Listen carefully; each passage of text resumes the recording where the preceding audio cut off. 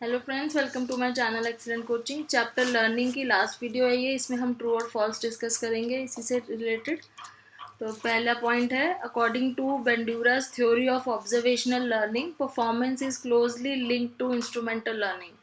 तो जो बेंड्यूरा की थ्योरी है ऑब्जर्वेशन लर्निंग की, जिसमें वो बोलते हैं कि ऑब्जर्व करके लर्निंग होती है, लेकिन एक्चुअली में परफॉर्म तब करते हैं जब उस सिचुएशन के सामने होते हैं जहाँ पे परफॉर्मेंस करने के लिए कोई रिवॉर्ड मिलना होता है। तो सेम इंस्ट्रूमेंटल लर्निंग वाली बात है, क्योंकि इंस्ट्रूमेंटल लर्निंग भी यही बोलती है, ऑपरेंट लर्निंग जिसे हम बोलते हैं, कि जब हम रीइंफोर्समेंट देते हैं तब परफॉर्मेंस होती है। तो ऑब्जर्वेशनल लर्निंग और इंस्ट्रूमेंटल लर्निंग दोनों ही क्लोजली लिंक्ड हैं। तो ये आंसर आपका जो होगा, ये पॉइंट बिल्कुल ट्रू है। नेक्स्ट है, an example of a classically conditioned response is a response in a maze. तो जो मेज में, जो टॉलमैन का अगर आपको एक्सपेरिमेंट याद है, मेज में जो रिस्पॉन्स था रैट का, वो क्लासिकल कंडीशनिंग का रिस्पॉन्स था कि इंस्ट्रूमेंटल का था?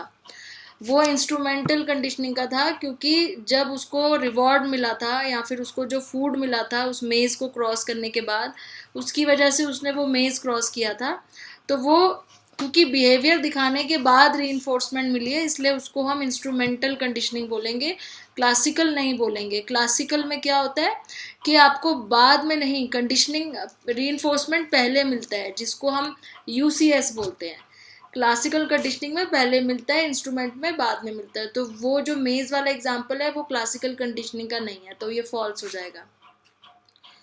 नेक्स्ट है, कंडीशन रिस्पॉन्स विल डिसअपियर, यानी कि एक्सटिंक्शन, अनलेस यूसीएस इज रीइंट्रोड्यूस्ड।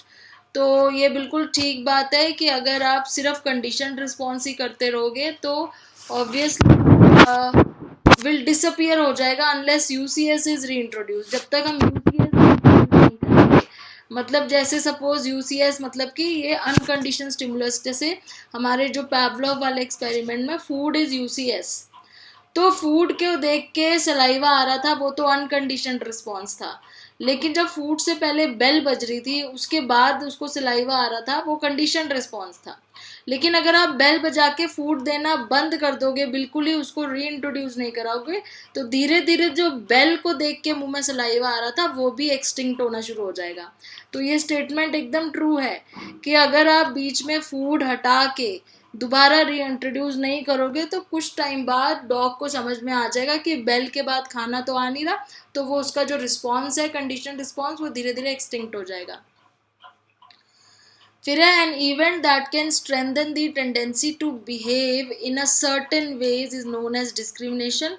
कोई ऐसा इवेंट जो आपकी बिहेवियर को स्ट्रेंथन करे, आपको बार बार वो बिहेव करने के लिए, आपको बिहेवियर को रीअकर करने के लिए मजबूर करे, तो वो इवेंट क्या होता है? उसको हम रीइंफोर्समेंट बोलते हैं, ना कि discrimination. So this statement is false. Discrimination का मतलब होता है जब आप दो चीज़ों के बीच में डिस्क्रिमिनेट कर पाते हो, दो अलग अलग स्टिमुलस के बीच में। तो ये फॉल्स है, यहाँ पे रीइंफोर्समेंट होना चाहिए था डिस्क्रिमिनेशन की जगह पे। फिर है, observational learning represents a combination of classical and instrumental conditioning. तो ऑब्जर्वेशन लर्निंग में कहते हैं क्लासिकल कंडीशनिंग भी होती है और इंस्ट्रूमेंटल कंडीशनिंग भी होती है, ये दोनों का कॉम्बिनेशन है। क्लासिकल कंडीशनिंग कैसे होती है? क्योंकि वो पहले जब वो देखते हैं, ऑब्जर्व करते हैं, तो वो उनको एक रीइंफोर्समेंट की तरह होता है। फिर वो बाद में जब परफॉर्मेंस तब दिखाते हैं जब वो एक्चुअली में उनको जब कोई रिवॉर्ड मिलना हो। तो इन दोनों का कॉम्बिनेशन है ऑब्जर्वेशनल लर्निंग में, तो ये ट्रू है statement. The law of effect postulates that the response is performed most frequently and most recently during a trial is the response most likely to be elicited in the future under similar stimulus conditions.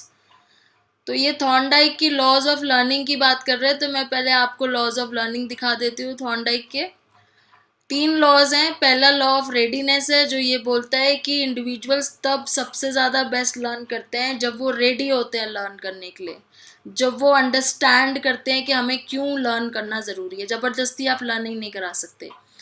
दूसरा law of exercise ये कहता है कि हम बार बार जो चीज़ repeat करते हैं वो बेसिक लर्निंग के लिए बहुत ज़रूरी है।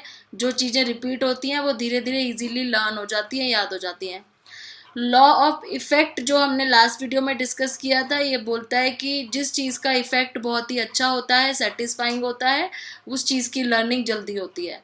अब इन तीनों लॉज के अकॉर्डिंग यहाँ ये बोल रहे हैं कि लॉ ऑफ इफेक्ट जो है वो ये कहता है कि रिस्पॉन्स जो बार बार हम फ्रीक्वेंटली करते हैं वो रिस्पॉन्स जो है मोस्ट लाइकली हमें जल्दी याद होता है। तो इस ये जो लाइन है इस कंडीशन में क्या चीज़ गलत है? लॉ का नाम गलत है। ये आपकी लाइन, ये जो सेंटेंस है ये फॉल्स है, क्योंकि लॉ का नाम गलत दिया हुआ है। लॉ ऑफ इफेक्ट ये नहीं बोलता कि बार बार करने से होगा, लॉ ऑफ एक्सरसाइज बोलता है। ये लॉ ऑफ इफेक्ट बोलता है कि जिसका रिस्पॉन्स प्लेजेंट हो वो बिहेवियर जल्दी लर्न होता है। तो अगर आप इस लाइन को ध्यान से पढ़ें और समझें तो ये कह रहा है कि आप जिस रिस्पॉन्स को बार बार फ्रीक्वेंटली परफॉर्म करते हो वो लाइकली होता है, मोस्ट लाइकली वो फ्यूचर में दोबारा होगा, जो कि लॉ ऑफ एक्सरसाइज है। The fixed interval schedule of reinforcement is harder to extinguish than the variable ratio schedule of reinforcement. तो फिक्स्ड इंटरवल जल्दी भूलेंगे कि वेरिएबल रेशो जल्दी भूल जाएंगे? अगर आपको समझ में आता है फिक्स इंटरवल, आपने मेरी वीडियो देखी है, फिक्स इंटरवल मतलब आपको पता है 2 दिन बाद ही आपको रिवॉर्ड मिलेगा, तो क्या आप दोनों दिन काम करोगे, आप उस दिन काम करोगे जिस दिन रिवॉर्ड मिलेगा? तो यहाँ पे क्या है, यहाँ पे एक्सटिंग जो होना है, एक्सटिंग्विश मतलब एक्सटिंक्शन, मतलब आपकी परफॉर्मेंस कम होने के चांस ज़्यादा हैं as compare two variable ratio, जहाँ पे पता ही नहीं होता रिवॉर्ड कब मिलेगा। तो वहाँ पे क्या है कि एक्सटेंशन नहीं होती है। तो ये जो स्टेटमेंट है ये फॉल्स है। वेरिएबल रेशो में थोड़ा सा हार्ड होता है एक्सटिंग्विश होना रिस्पॉन्स का, जो हमने गैम्बलिंग वाला लास्ट टाइम डिस्कस किया था। In classical conditioning the outcome is controlled primarily by the experimenter, but in instrumental conditioning the outcome is controlled by the subject. Classical conditioning में एक्सपेरिमेंटर होता है, वो आउटकम कंट्रोल करता है, क्योंकि उस पर डिपेंड करता है कि पहले वो CS करेगा कि US करेगा, फिर रिस्पॉन्स आएगा। इंस्ट्रूमेंटल में जो आउटकम होता है वो सब्जेक्ट के ऊपर होता है कि वो अपना आउटकम दिखाएगा तो ही उसको रिवॉर्ड मिलेगा। तो this statement is very true. Animals cannot be taught to overcome the effects of stimulus generalization either through classical conditioning or by trained in condition discrimination, जो कि स्टेटमेंट जो है ये है फॉल्स, क्योंकि एनिमल्स को भी ट्रेंड किया जा सकता है स्टिमुलस जनरलाइजेशन के अगेंस्ट और कंडीशन डिस्क्रिमिनेशन करके। उनको ये सिखाया जा सकता है कि सेम स्टिमुलस नहीं है, अलग अलग स्टिमुलस हैं। बेल की आवाज़ अलग है और मीट्रोनोम की आवाज़ अलग होती है, किसी और चीज़ की आवाज़ अलग होती है, उनको ये ट्रेनिंग दी जा सकती है।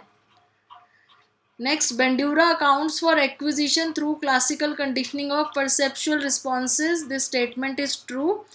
परसेप्चुअल रिस्पॉन्सेज मतलब हम देख कर रिस्पॉन्स सीख रहे हैं, हमारी परसेप्शन है, हम ऑब्जर्व कर रहे हैं, परसेप्शन का यूज़ कर रहे हैं। तो उनकी जो कंडीशनिंग, जो उनकी लर्निंग है, बेंड्यूरा की जो थ्योरी है उसमें वो परसेप्चुअल रिस्पॉन्सेज की बात करते हैं। ये ट्रू है बिल्कुल।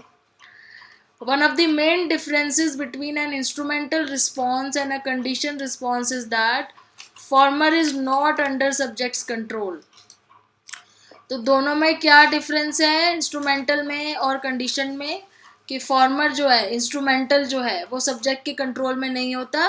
ये ऊपर वाली लाइन के बिल्कुल उल्टा है, जहाँ पे हमने अभी पढ़ा कि इंस्ट्रूमेंटल में होता है, जो कंट्रोल होता है वो सब्जेक्ट के कंट्रोल में ही होता है। अब यहाँ ये उल्टा बोल रहे हैं कि जो इंस्ट्रूमेंटल, फॉर्मर मीन्स इंस्ट्रूमेंटल जो है वो उसके कंट्रोल में नहीं होता। तो ये सेंटेंस एकदम फॉल्स है। Next, the main difference between classical and operant conditioning is that in classical conditioning you pair the correct response with the unconditioned stimulus until learning takes place. तो क्लासिकल कंडीशनिंग में ऐसा ही होता है ना, हम अनकंडीशन stimulus के साथ करेक्ट रिस्पॉन्स पेयर करते हैं। In operant conditioning you elicit the correct response out of the number of associated responses by rewarding. और ऑपरेंट में क्या करते हैं, हम सही रिस्पॉन्स आने पे रिवॉर्ड देते हैं। तो बेसिकली यही मेन डिफरेंस है और ये बिल्कुल ठीक सेंटेंसेस है। Second order learning is included in definition of higher order learning. This is also true. Higher order learning को ही सेकेंड ऑर्डर लर्निंग बोलते हैं, जहाँ पे हम एक CS के बाद एक और CS जोड़ देते हैं और जो पहला CS है वो UCS बन जाता है। एनी ऑब्जेक्ट, इवेंट और energy that arouses a receptor and produces some effect on organism is a stimulus. एकदम ट्रू है। जिसको देख के हम अराउज हो जाते हैं या हम रिस्पॉन्स देते हैं उसको स्टिमुलस बोलते हैं, चाहे वो कोई भी ऑब्जेक्ट हो, कोई भी इवेंट हो या कोई एनर्जी हो एनवायरनमेंट में।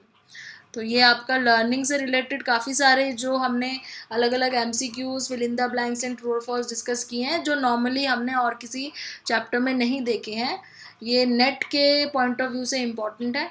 और अब नेक्स्ट वीडियो में दूसरा चैप्टर उठाएंगे, नया चैप्टर। Thanks for watching.